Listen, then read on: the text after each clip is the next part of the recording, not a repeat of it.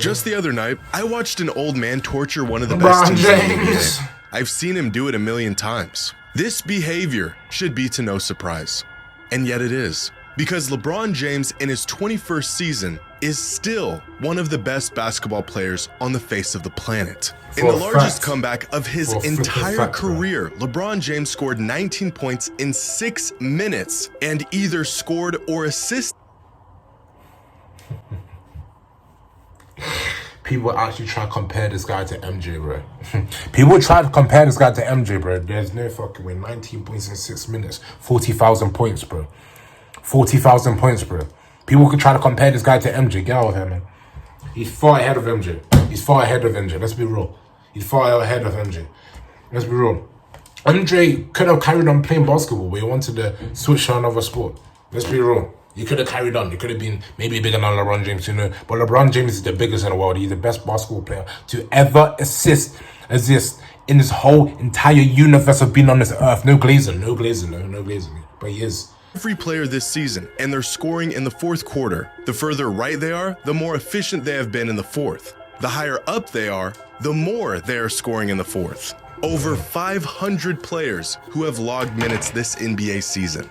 Here's Jalen McDaniels. He should probably pass the rock late in these games. Here's Derek Lively. He should probably shoot more in the fourth. Jonathan Kuminga has been great late in games this season. And then there's Jordan Poole, who shouldn't be anywhere near a basketball in the fourth quarter. But way up this chart, you'll find the best fourth quarter scoring threats in the league. Guys like Tatum, Durant, Steph, Luka, and the best fourth quarter scorer in the NBA this season, Giannis Antetokounmpo, with a sizable gap on everyone else. Except LeBron James, the oldest player in the NBA, and still one of the best players on the planet. We need to talk about this. Today's video is sponsored to hook you up with off any tick.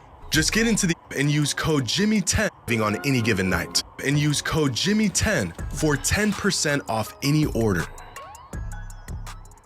With all the young talent booming in the NBA today, it's always nice to see old guys thriving on any given night. A vintage Steph performance, a barrage of mid-range jumpers from KD, Kyle Lowry coming off the bench to stink it up for 25 minutes. And over time, you get used to stuff like this. You see it enough times and it all becomes pretty normal at a certain point. However, this, under no circumstance, is normal.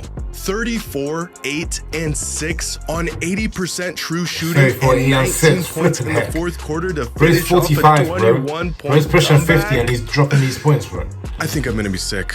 This man is old enough to be someone's grandfather, and he's doing this to Kawhi in the boys. Even crazier, according to the game score metric, this wasn't nearly his best game of the season. So while everyone else continues to make light of what this man is doing this season, I'm gonna show you exactly how unbelievable LeBron has been in his 21st season over the last 53 games. Now, there really isn't any precedence to what LeBron is doing because there have only been 6 other players who even played 21 seasons in the NBA. Here are those players and their averages in their 21st season. Really, just making it this far into your career is a miracle, but not for LeBron. Flipping heck. These are LeBron's stats in the fourth quarter this season. His actual stat line is nearly equivalent to all of these other players in their 21st season.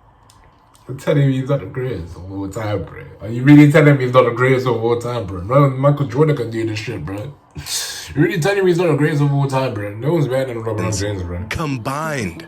Now, as I mentioned before, as heroic as LeBron's performance against the Clippers was, statistically, it wasn't even his best game of the season. His best game this year was against the Thunder, where he earned himself a game score of 39.4. A game where he went for 40, 7, and 7 on 84% true shooting. Now, it goes without saying that LeBron is the only player to ever have a performance like this for a guy in their 21st season. But there has been a few other games of this caliber from players in their 20th season. 3 other games to be exact.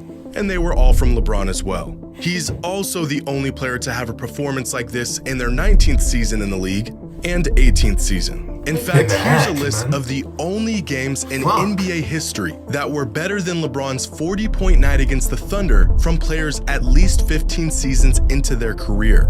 It's LeBron, more LeBron. Oh, look, there's Paul Pierce, and shit. more LeBron. A 47-piece from Kobe, and more LeBron. Steph's 60 bomb from this season, and LeBron.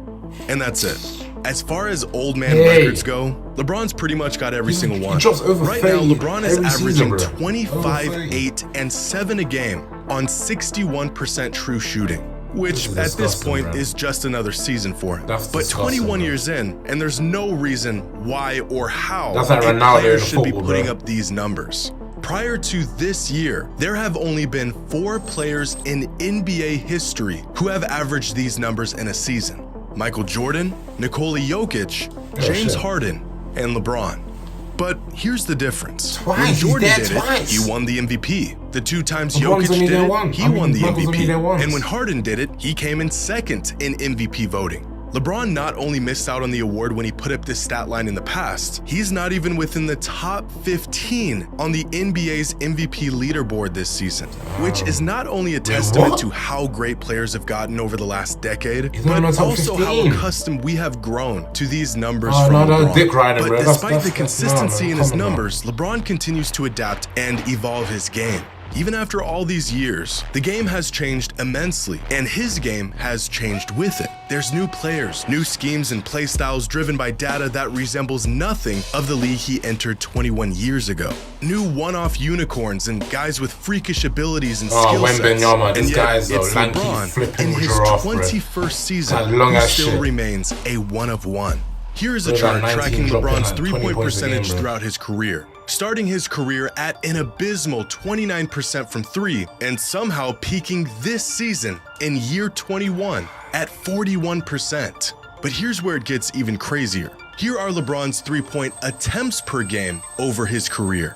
So he's not only shooting better from long range this season than he ever has in his career, he's also shooting more threes than he did for the majority of his career. In fact, this season, LeBron is one of just 14 players who is attempting at least 5.5 threes a game and shooting at least 40% from long range, essentially making the 6'9", 250-pound power forward one of the league's most valuable three-point shooters.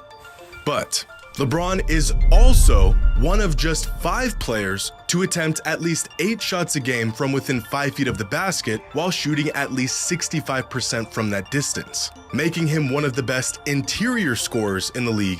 That's the best of everything, fam. These two ends of the scoring spectrum do not mix. Players are either in one category or they're in the other, but LeBron has found a way to sneak into both. Now, here are those same 13 three-point shooters and where they land on a graph of league-wide three-point shooting. And here are those 4 other interior scorers who land on a graph of interior scoring. And here is where they don't mix. Players who can shoot threes can't really score inside, and players who can score inside can't shoot worth a lick. And then there's LeBron, literally the only player in the league who can do both at an elite clip, as the oldest player in the NBA. But again, this might be surprising if we haven't come to expect this from LeBron. Did you know that LeBron is the only player in NBA history to be listed as a point guard, shooting guard, small forward, power forward, and center? And when I say listed, I don't just mean that was the formal position given to him. I mean, he started and played the majority of his minutes at every single position for at least one season of his career. He's played every single position. You would think this is far more common than before, but LeBron remains the only player to not only possess this range of skill set and size, but he's the only player to do it at an ultra elite level, earning all NBA honors at all 5 positions throughout his career. It's safe to say the torch has been passed down to younger talent, players who can put up video game numbers on a nightly basis. I don't think anyone would argue that LeBron is playing at the level of Jokic or Shea or Luka right now, but there's something about watching LeBron cook up hardwood classics and stack up monster stat lines at this stage in his career that really puts a smile on my face. If LeBron doesn't get any nods this season for the MVP award, I'm sure he'll be just fine. At this point, it almost should feels win like everything, bro. everything he Bro's really does won is everything. just icing on the cake. Like an extra scene after the credits of a movie. You thought the thing was over 20 minutes ago, and yet there you are, still in your seat, getting more than you ever expected. But I think there's one metric that really demonstrates LeBron's impact Look even how he's in year dunking on people 21 as of well. his Look at his NBA career. arms, young. Estimated wins is a metric Fuck, derived fam. from the estimated plus-minus stat. Estimated wins tracks Bro, how bro's well a hand player is is playing fat as and hell, converts bro. their efforts on the court Fuck, fam. into a Imagine number this- equal to the shit. amount of wins a player has contributed to man. their team in any given season. In other words, how many wins has a player contributed to their team's total? And here is a graph of estimated wins from every single player this NBA season.